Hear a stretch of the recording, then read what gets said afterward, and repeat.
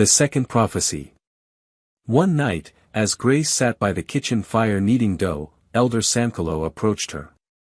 His face was lined with age, but his eyes burned with something other than pity. "They think you are barren," he said softly, "but I have seen otherwise. You will bear a child. It will not be in the way they expect, nor in the time they think. But when it comes, it will shake this household, and perhaps the village." Grace didn't know whether to believe him.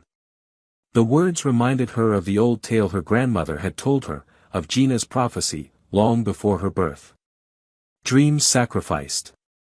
In her heart, Grace carried another vision, a dream of opening a school in Dawnridge, where children could learn letters, numbers, and the ways of the land without being bound by superstition or greed. She had even begun sketching its layout on scraps of parchment, imagining rows of bright-eyed students. But the dream withered under the weight of her reality.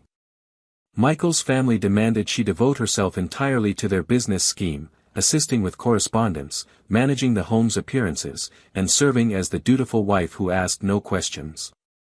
The school plans were tucked into the bottom of a wooden chest, forgotten under folded blankets. Accepted as the wife who could not bear children. Michael's family had promised to accept Grace, but the truth was bitter, they only valued her because they believed she could not conceive. To them, she was the perfect placeholder, a woman whose womb posed no threat to their inheritance plans.